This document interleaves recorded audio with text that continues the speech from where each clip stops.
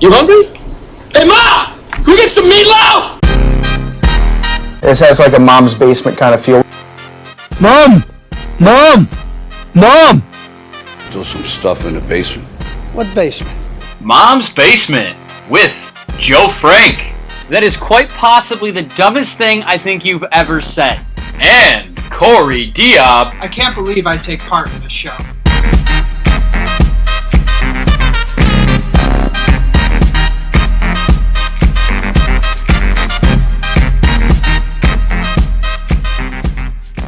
Welcome into another episode of Mom's Basement here on YouTube and iTunes. Great to be back with you guys. Took a week off in between what we normally do. The weekly upload has been 2 weeks. We back, baby. Let's go. Got a lot to do today in a short sports week, really. We got a little bit of Bears. We're on a bye this week. We got some bowls to talk about because young Dirk, Laurie Marketing, looking like a god out there on the court. We're going to talk about what we want to happen with the bowls upcoming. We got some baseball talk. The hot stove is heating up to 400 degrees Fahrenheit on the burner, baby. Right, Corey? Sure. I wasn't prepared for that, but sure. I'm using great references today. But before we get into all of that, as always, I'm Joe. That's Corey. Make sure you guys are checking out Crossover Report at Crossover Report on all social media. That's Twitter, Facebook, Instagram, Snapchat, especially Twitter, though. And then at crossoverreport.com on the internet. Great content coming out of those guys every single day. Tweets are fire, except when they tweet about Lonzo Ball. He's a trash can. Yep. You saw that tweet yesterday, right? Oh, yeah, we went after him. Oh, baby. D'Angelo Russell's out there averaging 22 a game, dominating. But before we do anything else, you've been waiting for it. The suspense has been killing everybody. I can see it on Corey's face. It is time to announce the winner of the Mom's Basement White Snapback New Era Hat giveaway. We started this giveaway about a month ago. I don't know how many guys we had enter. We had at least a dozen enter this from YouTube and iTunes, so thank you guys for entering. Thank you guys for subscribing. Hopefully you stay around for the podcast. We will be doing more giveaways in the future. So what I did was enter all the names that either commented and subscribed on YouTube or subscribed on iTunes and left us a review.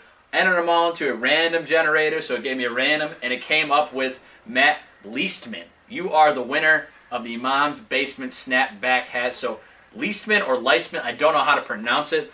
This is how we're going to do it. You have 7 days from when this is uploaded to DM me on Twitter at Joe_Frank, FRANC01. Let me know where you want the hat to go to. We will ship it out to you. You will have the hat. 7 days to claim the hat, or we will pick a new winner on the next episode of Mom's Basement. So thank you for everybody who entered the giveaway. We greatly appreciate that. Remember, tell your friends, your family, your neighbors, people you don't even like, Mom's Basement on YouTube and iTunes. Get them subscribed as well. Let's keep the train going here. Had a lot of downloads the last 2 episodes on iTunes. Like career numbers for us, so we greatly appreciate that as well. And now let's jump right into it. NFL Bears on a bye this week. They lost to New Orleans last week, and they lost a lot more than the game. Zach Miller almost lost his fucking leg. You've seen it by now, but just in case you haven't, I'm going to play it over me talking right now so you can witness it one more time. Zach Miller caught the touchdown. Yes, it was a touchdown. It was a fucking touchdown. Can't convince me otherwise, and he almost lost his leg, just snapped it. I think they called it a dislocation.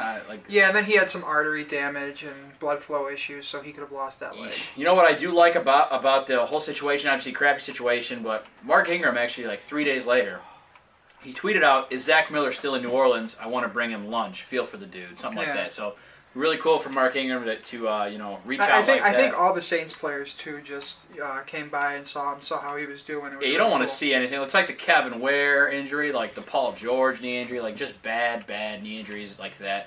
Couldn't have even given him the touchdown, though. That's what really pisses me off. And then, who's Mike? Kiss Titties throws a great ball where only Zach Miller can grab it, and doesn't even let him have the touchdown. It's so fucking stupid. Mike Pereira, who I think he's on Fox now, he was like the former head of officiating for the NFL, says that's a touchdown. Yeah. And if he's saying that's a touchdown, then to me, that's a goddamn touchdown. And that was a deciding factor in the game because they lost 20-12. And they went for 2 later in the game, and then they missed it, so that's why they only scored 12 instead of having they would have had the touchdown, so they would have had plus 8 points. It would have been at least a tie game had they. Barring Connor Barth not shanking an extra point. Yeah. Very possible, sure. But Connor Barth, the human form of trash can at the kicker position.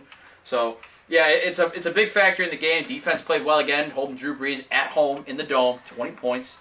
Very well played. They had a couple penalties that cost them. Obviously, the first drive, you remember they stopped them. I believe it's like 25, 20-yard line, whatever. Mm-hmm. But then offsides, I think was the call. They got 5 yards, first down. Kamara runs it in, touchdown. So that hurts. But all in all, very solid defensive game for the Bears. Again, this defense is proving to be one of the best in the NFL. Yeah, and they have a lot of cool, good pieces on that defense.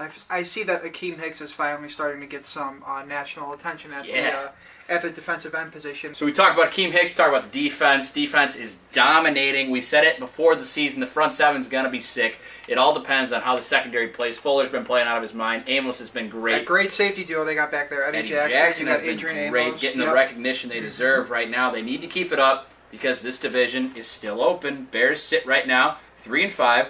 Minnesota leading the division at 6-2. Green Bay 4-3. That will continue to fall. And Detroit at 3-4 right now. But the Bears, it's simple. You want to win games, you got to score points. You got to let Kiss Titties fly. Let him out of the training bra and let him throw the football. Dow Loggins, I'm talking right at you. Run a scheme that works for Mitchell Trubisky. And I've seen Aaron Lemming say it on Twitter. He can't scheme the wide receivers open, and he's right. Because they look awful. Well, it's not just that too. Former Bears receiver, I think it's Deontay Thompson had a great game for Buffalo on Thursday night, and he was like the fourth wide receiver here for the Bears, and he's putting up good numbers in Buffalo. And the reason for that is because maybe he's away from Dow Loggins' system. I don't think Dow Loggins is a very good coach. I don't think he's here next year. I don't think John Fox is here next year. And we've talked about this ad nauseum, so I don't want to get too far into this, but I feel like the coaching staff is the only thing holding the Bears back right now, that and talent at the wide receiver position. They're 28th in points for. They're 14th in points against. So that tells you where the team leans towards their defensive-minded team. They're fourth in the league in rushing. And the defense is better than that because if the offense isn't on the field at all to give the defense a break, then they're going to be worse off for it. So no, they're better. They're using Jordan Howard a lot now. He's getting it going, but I think they need to scheme for Tariq Cohen as well. We saw how dynamic he could be early in the season. He's kind of fallen off. He's been people picking him up as a fantasy option. I was one of those people. I haven't played him at all this year. Just had him on the bench all year. Finally got rid of him, but they need to scheme for him because he's dynamic, not just on special teams, but he could be a great force in the offense as well with Jordan Howard. I would love to see some two-back sets. Run that like how they were doing, like how I wanted them to see them early in the year with Shaheen and Miller, run just double tight ends like the Patriots used to do with Gronk and Aaron Hernandez. Well, speaking of Shaheen, too, he's going to get a lot more playing time he needs the ball. Zach Miller's career might be done. Deion Sims is not the answer. No, We've seen that. He was brought in. We know what he is. He's a blocker. Shaheen's a 6'7", 6'8" tight end, and he was drafted in the second round for a reason. Well, you let need him the play, ball. let him happen. He needs the ball out right now because if he doesn't, that second-round pick's looking like a yikes. And a big tight end is like a quarterback's best, especially rookie safety quarterback's blanket. best friend. It's an absolute safety blanket for Mitchell Trubisky. They need to scheme that, and they need to put him to good use because Deion Sims is not getting it done and is not going to get it done. So I'll be looking forward to the Trubisky and Shaheen connection after the bye week for the rest of the year. It'd be great if Trubisky throws a touchdown to Cohen and to Shaheen this week. Yeah? Next week. After the bye. That'd be wild. Yeah, because this probably won't go up until Monday. So, they'll have 6 days till their next game.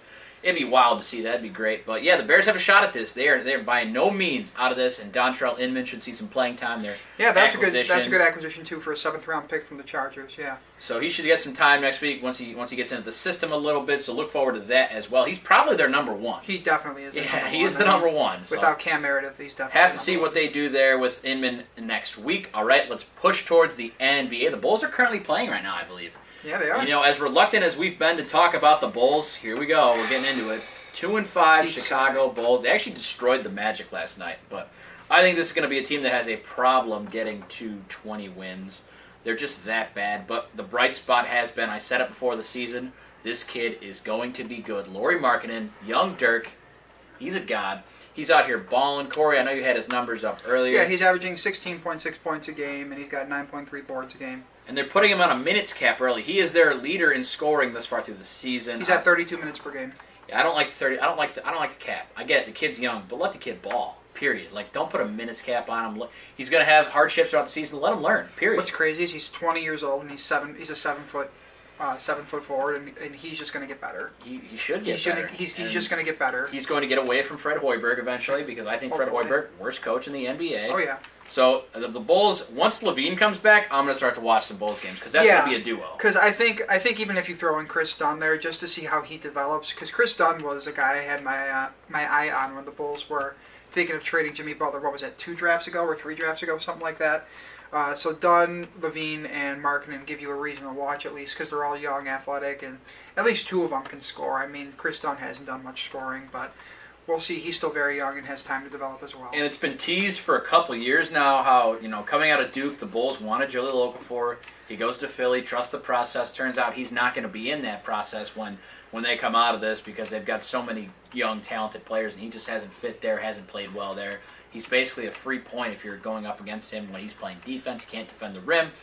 So he's on the trade block, also going to be a free agent because the Sixers did not pick up his option for his 4th year. So that's somebody I think the Bulls either go out. I want Jahlil Okafor on the Bulls. I've been saying this for years. I like Jahlil Okafor. He could score in the paint, and that's something that's gone away in this game. And that's something I still think is a key to an offense, especially with a lot of young guys. Mm-hmm. And they're going to continue to get younger. I mean, I don't know if you could. I mean, I'm sure you could trade for him at some point, but I don't know what you give up because what kind of long-term asset are you willing to give up for a guy who is going to be a free agent at the end of the year anyway? I mean, you know how the Sixers are with picks. Maybe why not just be like, have a 2022 second-round pick and just you get something for him. He's going to leave. Yeah. He's going to leave. Yeah, I mean... And then I trust they could re-sign him because, frankly, I think he wants to play here. This is his home. Yeah. Chicago is his home, so I think you'd have no problem. I think the Bulls would have just as good of a shot as anybody to sign him. Oh, yeah. I think it's one of those times where you buy low. It's shocking for Garpax. It's an opportunity at a good, player potential investment because usually when you see free agents, you're signing guys who are at or past their prime. If you sign him, you're signing him before he accomplishes too much. Low risk, high reward. Low risk, high reward, and absolutely. So GMs love low risk, high reward. GMs love that. That is when GMs get hard in the pants right there. I hope Garpax can identify that because I don't trust them to do so. Yeesh. But Yeesh. We'll see. Reinsdorf, you still need somebody who can run this team better than those clowns. Call me. Hit me up on Twitter for my number. I don't want to give it out on the podcast. I'll give it out on the podcast. You never know. No. But yeah, I mean, just looking at the Bulls' schedule right now, they're playing the Pelicans tonight. They go to Toronto this week, then they play the Pacers, the Spurs, and then they go to Oklahoma City. So, some tough games there, but then you get cushions like Phoenix and Charlotte and Los Angeles. The Lakers. Lonzo Ball's trash. We already covered that. Yeah, Lonzo Ball's awful. So I'm looking forward to kind of watching some more Bulls as the season goes on because I'm going to be in on this rebuild, and I think if I'm going to be in on this rebuild, I need to invest my time into watching the team. Yeah, begrudgingly, I think I agree with you as well. Yeah, so I need to start watching the team. I need to start getting into it because I think in a few years, sooner than later, the Bulls should be back to where they were when they had prime Derrick Rose and a young Butler and a prime Noah. So hopefully they can get that together, get a couple good draft picks. Who knows what happens in free agency? They can get back to it. But Lauri Markkanen, if you're watching Bulls, watch for the sake of that young gun because Markkanen is straight up balling right now. Should continue to get better and look forward to it every single game. All right, now. We want to talk about anything else with the Bulls? You got anything else? No, I'm good. All right, we're going to talk about a little bit of LeBron later because he had a game last night. Well, you got a hot take ready for hot take of the week. Don't forget about it. But first, we're going to jump to some baseball. Obviously, the Astros took home that World Series in 7 games.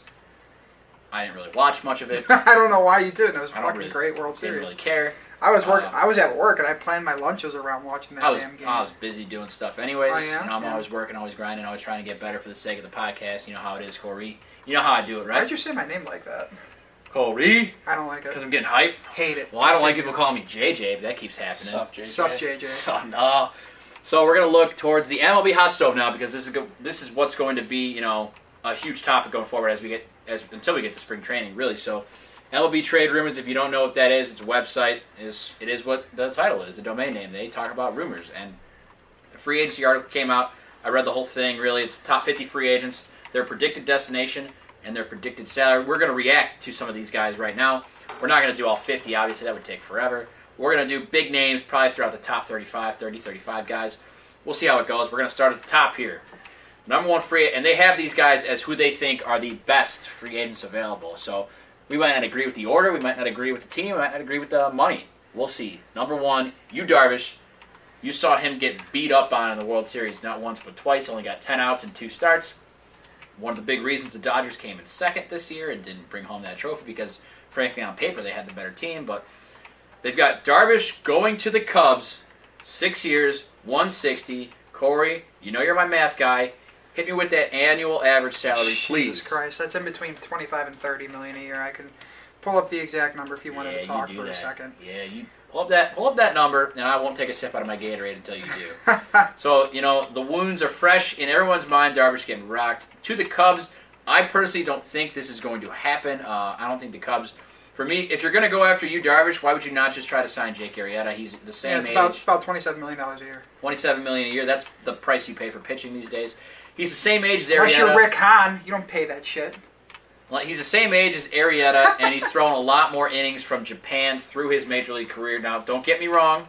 You, Darvish, when he's on, is as locked in as anybody in the game. My good friend Jason Carter, Texas guy, Rangers fan, he tells me all about Darvish, how dominant he is. He's got great stuff. He's had some arm problems. I don't know if I want to go ahead and sign that to a 6-year deal. He's 31 now. He'll be 32 midway through next season. So you figure 32, 33, 34, 35, 36, 37. You're signing. That's the rest of his career probably. Yeah. That's a lot to wager on a guy who we just saw. But see, if you look at guys on the market like you, Darvish, and you look at Jake Arrieta, the reason why it could work out is because the Cubs traded for a guy like Jose Quintana, who is cheap, and he's locked up for 3 or 4 more years. I don't hate it. I don't. If they do it, I'm not going to be mad. I mean, he's going to be the opening day starter next year. They're going to have an ace with guys like Quintana, Hendricks. Lester's a 4 at that point. Because what you're looking at is, you look at Darvish, let's say it is 6 years, $160 million, then you're looking at you, Darvish, and Jose Quintana have combined salaries of like $200 million. Yeah, that's pretty good. It's pretty good given how. If you remember when cheap Darvish he was. originally came over, the Cubs were in on him. Obviously, they got outbid there by a couple teams actually, but we'll see what happens with him. Pitchers get paid. That's the story.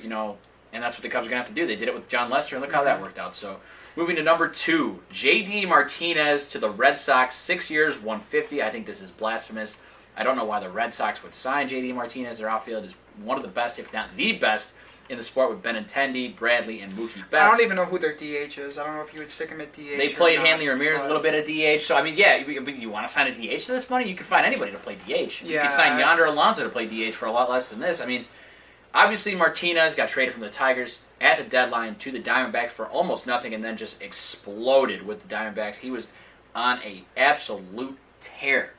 So that's why his stock has gone up like crazy. I think finished with 29 home runs in 62 games. That's insane. That's wild. So I don't think this is going to happen. I think it's a little bit far-fetched for me. Yeah, I'm seeing the other teams that they have on there, like the Cardinals and the Giants as other suitors. So, I think that those teams, maybe not the Cardinals as much. I think the Cardinals would be behind the Giants. The Giants are thinking to themselves, we finished with like the second overall pick, so they have the second worst record in baseball. But they think they still have some veterans like Johnny Cueto and whatnot who can help them win now. Maybe that's an option, or they try to trade for Giancarlo Stanton. I think one of those two things does happen, but I don't see J.D. Martinez fitting in with the Red Sox or the Cardinals, who have a ton of outfielders. Either. Now, the only thing I can think of is they trade Jackie Bradley. You move one of those 2 corner guys to the center. You play him. You got to trade. You got to make a trade. They make a trade with Bradley for a pitcher because they need pitching badly. So that's why I would say allocate your money to a starting pitcher. Allocate your money to maybe 2 starting pitchers. Who knows what they'll do? I think it's crazy. Number 3, Eric Hosmer stays in Kansas City. Obviously he's played his whole career there. 6 years, $132. For some reason, free agent first baseman, not getting a lot of money. I think he's a far and away better player than J.D. Martinez, who they think is going to get $150 million. Well, he's a first baseman. First basemen don't provide a lot of defensive value. He does. Sure, he had the Gold Glove nomination this year, but at the same time, he's just a first baseman. I don't think first basemen carry a lot of value. I think Anthony Rizzo carries a whole lot of value.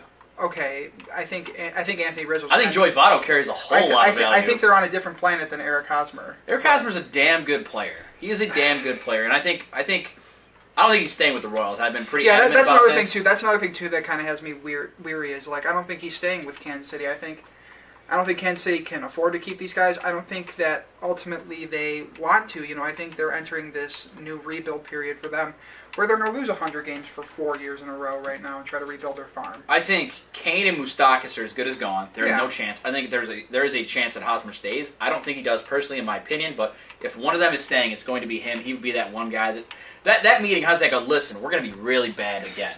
All right, but if you sign this 6-year, $132 million deal to be our franchise guy, Meanwhile, the Yankees have a need at first base. I think they don't even Eric have Hosmer, the Yankees on here. They don't even have the Yankees on this. I don't get it. I don't understand it because the Yankees have a need at first base. The Yankees have money. The Yankees have a great core that's young, cheap, and controlled. And they're the fucking Yankees. They can spend any money that they want. But they have a manager spot open.